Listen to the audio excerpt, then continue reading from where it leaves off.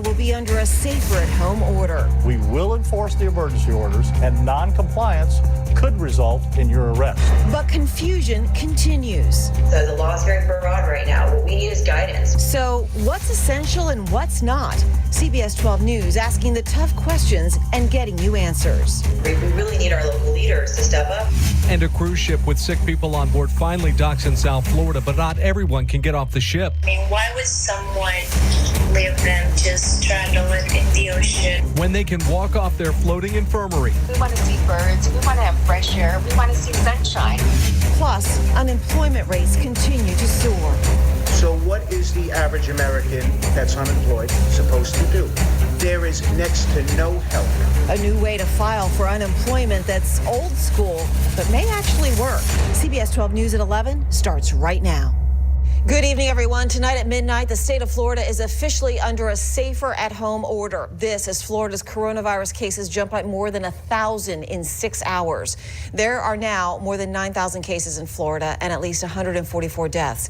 Now, if you live in Palm Beach County, not much is changing for you. However, the Treasure Coast and Okeechobee County should all expect non-essential businesses to close their doors and to see less people on the streets. More details and what's open and what isn't in just a few minutes, but also happening tonight. 2 cruise ships and more than 1,000 passengers held offshore for months docked today, finally, in Port Everglades. Jim. Well, Liz, this is quite a story. For weeks now, this ship tried desperately to dock, but it was refused by Peru, Chile, and then in Argentina as well. Initially, it was also denied access to pass through the Panama Canal, and it has adjusted its route to Fort Lauderdale, but eventually they were given permission. Now, we have team coverage of the Zan Dam's arrival. Our Luli Ortiz is over at the Broward Health Medical Center, where critical patients are being looked after tonight. But we start with CBS 12's Jay O'Brien, who was there at the port today for the emotional return. And Jay, we understand tonight it has been a very, very long day for a lot of the passengers. Jim, that's correct. Both ships are amongst that collection of lights behind me. And after about a month at sea, the wait still continues at least until tomorrow. Carnival Cruise Line, which owns both ships, says most passengers can disembark, but they will have to wait till tomorrow to get onto buses that will take them to chartered planes that will eventually take them to their final destinations, their homes. Today, however, the docking was a capstone for a trip forever altered and marred. Not long after the Zan Dam docked in Fort Lauderdale, led in by a masked crew. Ambulances pulled away from gangplanks that had last lowered weeks ago in Argentina, days before COVID-19 brought the world to a halt. Stretchers were taken off today, bringing 13 passengers and 1 crew member to hospitals. 4 aboard the Zan Dam didn't make it. At least 2 died from coronavirus complications.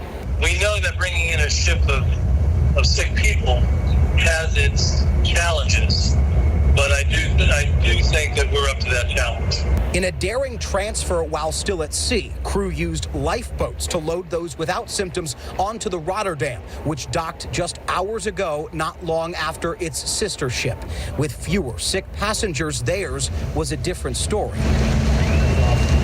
Many watched, whistled, and waved their way in, still self-isolating in staterooms. You've been away from that too long. The loneliness has been trying enough that even crew members sang of home from their cabins. Of the 1,250 passengers between both ships, almost all are free to go home, says Carnival, the ship's owner. Most will take chartered flights tomorrow. For weeks, denied entry in ports across South America and the subject of national debate. Both ships and the souls aboard found refuge tonight in U.S. waters.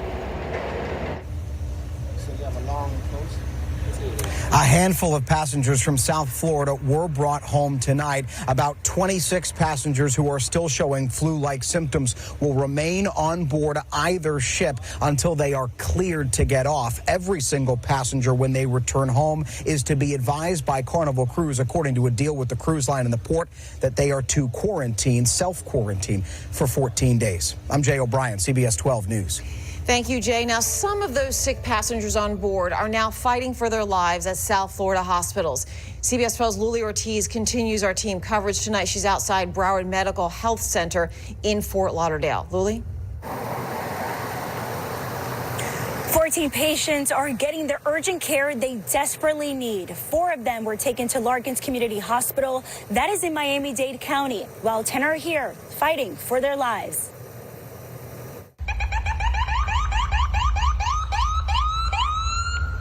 One by one, first responders wearing full protective gear wheeled sick patients onto stretchers into the ER.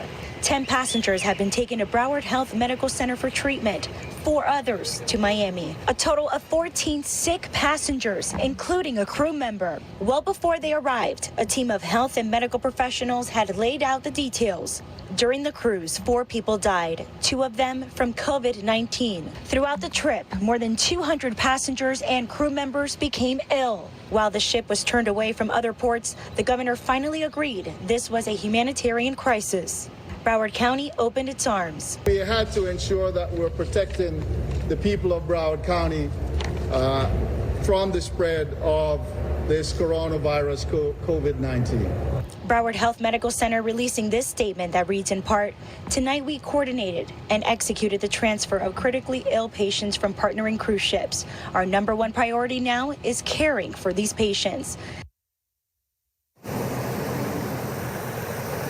Well, at first there were concerns that the sick passengers would take up hospital space here, but the hospital says that is not the case. Broward Health Medical Center, they're expected to release new information in the morning or as soon as it becomes available. We're live in Fort Lauderdale tonight. I'm Lily Ortiz, CBS 12 News. In just minutes, the entire state of Florida will join 30 other states under a safer at home order. Viewers continue to reach out to us asking what's essential and what's not. CBS 12's Danielle Wall reports on what one labor attorney is calling a loophole in the order that's allowing more businesses to stay open than you might think. A sign on the front door says we can't come inside, but Tint World and its franchise locations are staying open during the coronavirus pandemic. In a statement, Tint World told us they're staying open because they offer more than window tinting. In part, Tint World franchise locations, which offer automotive maintenance, auto safety and security, wheels and tires, windows and glass repair and replacement, and fleet services, are recognized by the U.S. Department of Homeland Security as an essential business. The governor's order does allow auto repair businesses to stay open. Labor attorney Kathleen Scott says this could be one example of a legal loophole. But you've just identified one that, it's cause into question whether it's a good idea to keep that company open. While the governor's order lists examples of businesses that are considered essential, Scott says the guidelines are full of gray areas. So the law is very broad right now. What we need is guidance. We need the governor to issue guidance. A viewer asked us about another business, Oxygen Development in Palm Springs. They wanted to know how this makeup manufacturing facility could be considered an essential business. We checked the governor's order, and it does cover factories. A company spokesperson told us we are permitted to remain open, given that we are manufacturing and distributing hand sanitizer, a critical product for public health. Every day I wake up, there's a new Department of Labor guidance on what it means to be an essential employer. Scott says it's difficult for the community and even labor attorneys to keep up with all the rules. And after midnight tonight, it will be up to local law enforcement to interpret the governor's order and start enforcing it. We really need our local leaders to step up and say, this is the loophole, and close those gaps. In Boca Raton, Danielle Waugh, CBS 12 News. Now, when it comes to other businesses, here's what you need to know. Only essential businesses can stay open. That includes grocery stores, delivery services, gas station, child facilities, pharmacies. We have a full list at our website at CBS12.com. And in addition, seniors and people with medical conditions are being told to stay at home. Everyone else will also be told to stay home as much as possible. You can still go for a walk, run, maybe to the store, doctor's visit, or even walk your pet, but social distancing needs to stay enforced. You can't be around more than 10 people at a time. This will be in effect, by the way, through the end of the month. Delray Beach code enforcement officers are working 10-hour days during this pandemic to crack down on businesses not shutting down. The city declared a state of emergency last month and issued a resolution that requires all non-essential businesses to be closed to help stop the spread of the coronavirus. Delray Beach is home to nearly 4,000 businesses, so code enforcement has a huge job checking all these non-essential businesses to make sure that they're closed. If we can save one life, that is helping somebody.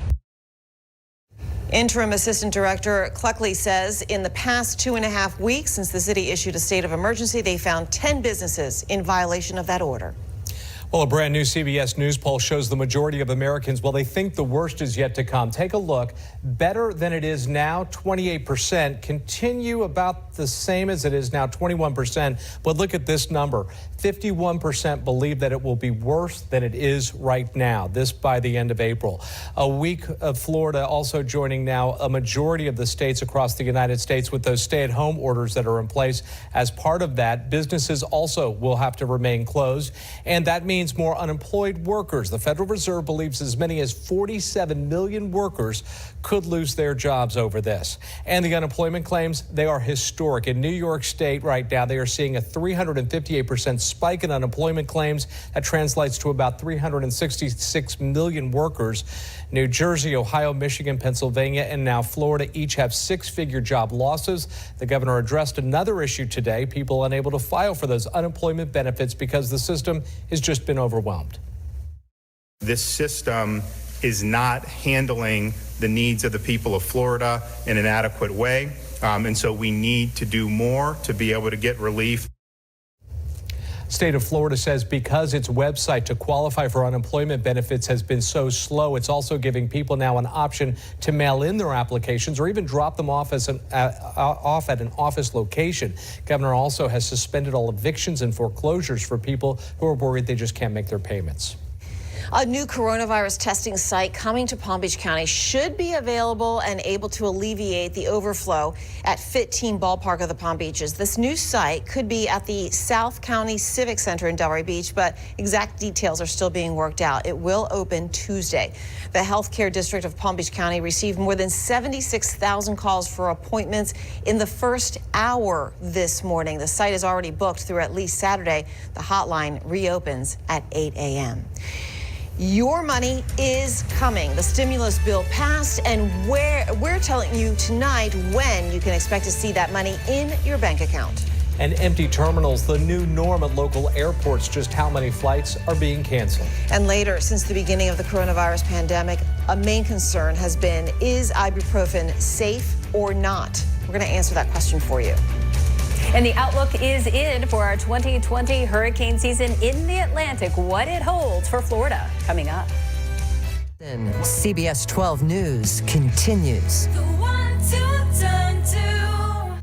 A sobering statistic tonight as the world has now surpassed more than 1 million cases of the coronavirus. Yeah, in the U.S., the fight to contain it took another dramatic step, and we now have a better idea of when Americans will be getting those checks approved by Congress.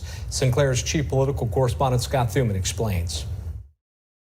The president Thursday, using the Defense Production Act to up the number of ventilators, said he's now forcing companies to get supplies and materials into the hands of those manufacturers who can build them, though he also claimed the shortfall isn't all the government's fault. The states should have been building their stockpile.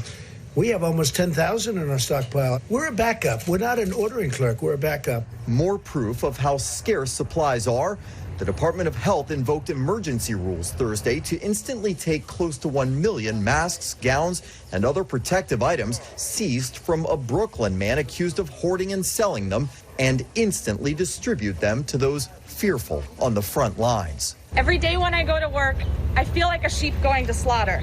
My colleagues and I are writing our last will and testament. I'm 28 years old. Separately, a fight over the uninsured, since they often go to emergency rooms for help, and the administration won't reopen enrollment to the government's health care program. We are the wealthiest country on the planet Earth. Everyone here in a health crisis should have access to health care. Instead, the White House says it may reimburse hospitals directly, at the same time promising those checks of up to $1,200 will go out to most Americans sooner than expected. I told you this would be 3 weeks. I'm now committing to 2 weeks. We're delivering on our commitments. President Trump also revealing he took a second coronavirus test this morning, this time using one of those new point-of-care systems that took less than 15 minutes. He tested negative. On Capitol Hill, I'm Scott Thuman.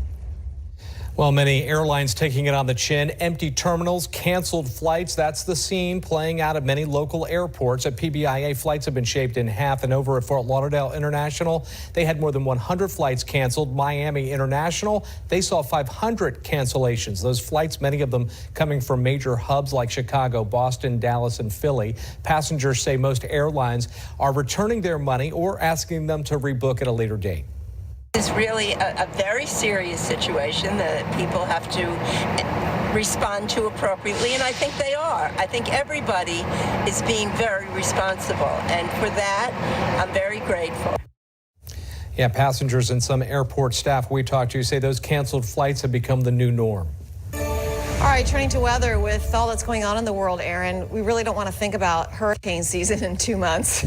Well, I wouldn't be doing my job if I didn't give you the early outlook for this season, which was just released today by Colorado State University. But I will say this is the earliest one, right? So we're going to see some changes. We're going to see some updates as we get a little bit closer to the season. But they are forecasting a busier than normal or more active than average season with 16 named storms. Of those, 8 are forecast to become hurricanes. Of those, 4 likely to become major, meaning a Category 3 or stronger. Now, when you compare that with the average during a typical Atlantic season is 12 named storms, with 6 becoming hurricanes. Here's what we were at last year in the 2019 season. We had 18 named storms, 6 became hurricanes, and 3 were major. Of course, we have several other organizations that will come out with outlooks, and we, of course, will bring you those as well. And I do agree with the outlook by Colorado State University for an above average active season. We're heading into an ENSO neutral or maybe a weak La Nina pattern, which limits our wind shear. And hurricanes, as you well know, hate wind shear because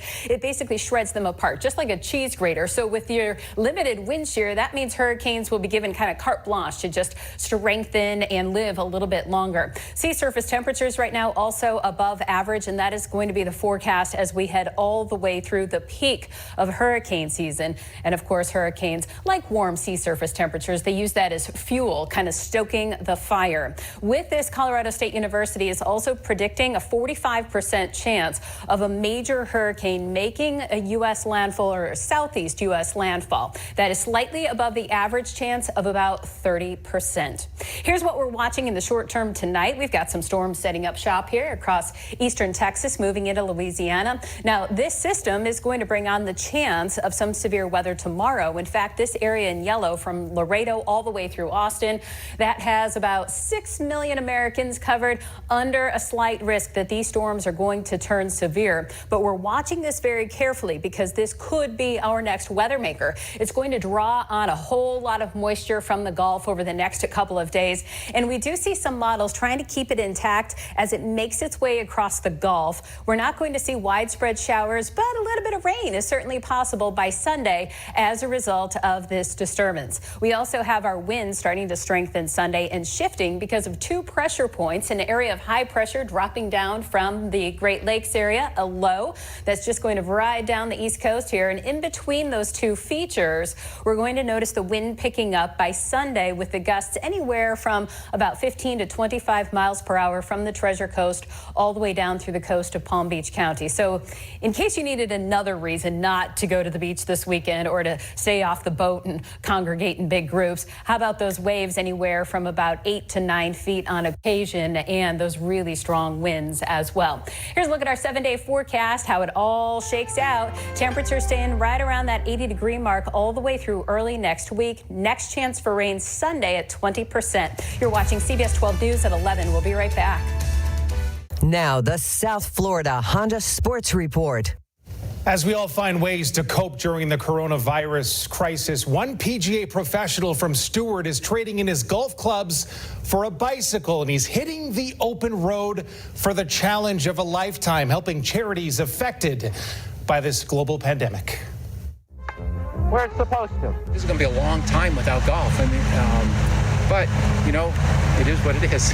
Kevin Compare, a PGA teaching professional at the Breakers, sometimes known as Divot the Clown,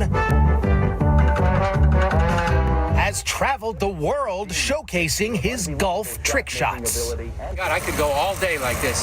Compares trick shots may be nothing compared to his next feat. But just being there with each other is... Kevin and his 25-year-old daughter Amy are setting their sights on a 36-day cross-country bike ride. So it's so important to stay focused.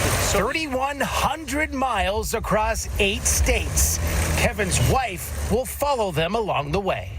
Doing it with Amy and having Joan come along is really, I can't even put it into words what that's like to spend